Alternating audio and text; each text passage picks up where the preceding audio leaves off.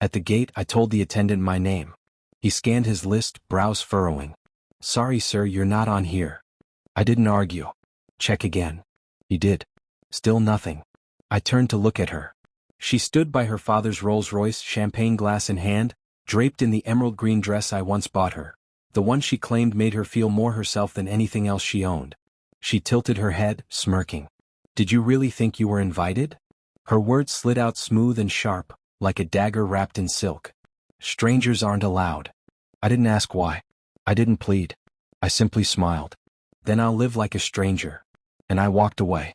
But later that night, when champagne glasses were raised and the cameras turned toward the family, her mother's new iPhone wouldn't stop ringing. Not once. Not twice. 27 times. Each vibration was a spark. Every alert a countdown to detonation. I first met her in a bookstore. I was reaching for Inferno. She clutched Pride and Prejudice like a sacred text. She laughed at my choice, said Dante was an overdramatic poet. I told her Austen knew more about the battles of the heart than most generals did about war. We married 2 years later. I gave her everything, my time, my name, my faith in forever. She gave me a convincing imitation of love, carefully concealing the scaffolding of betrayal beneath it.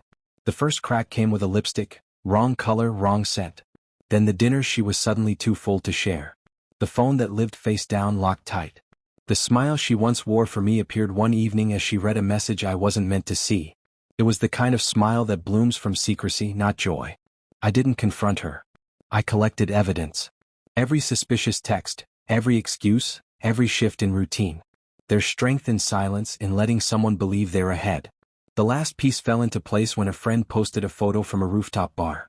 In the blurry background, there she was, hand in hand with a man who wasn't me, head resting on his shoulder, wearing the same emerald dress. The stranger was named Devon, a real estate operator with a Rolex that caught too much light to belong to a humble man. He had what she wanted, status at least for the moment.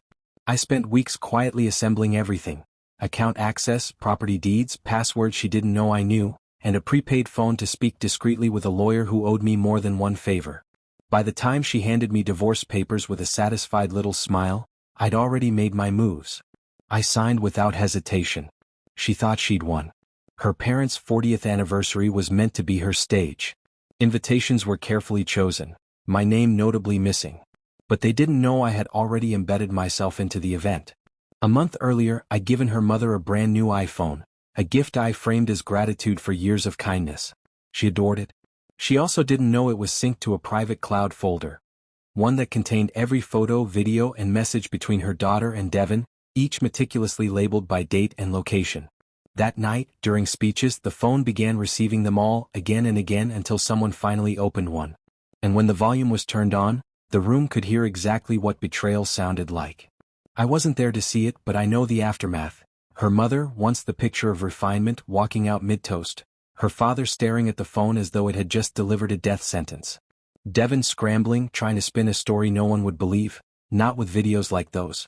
The celebration dissolved into whispers, broken glass, and a ruined green dress. She called me 12 times that night. I didn't answer. Strangers don't pick up. The prenup she had dismissed as harmless locked her out of any claim.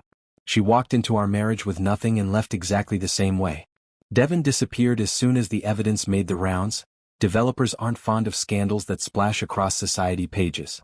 She's been quietly removed from certain guest lists, her name carrying an unshakable stain.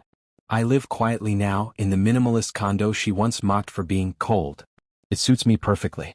I think about her sometimes, not with longing, not with bitterness, but with the clarity that comes from seeing someone's true self. She once called me a stranger. In the end, she was the one who became unrecognizable, a woman who would trade loyalty for flash, devotion for leverage.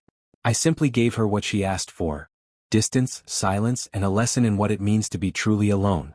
Some people meet betrayal with rage. I answered it with precision. And in the end, I didn't need to be invited to her downfall. I only needed the right moment.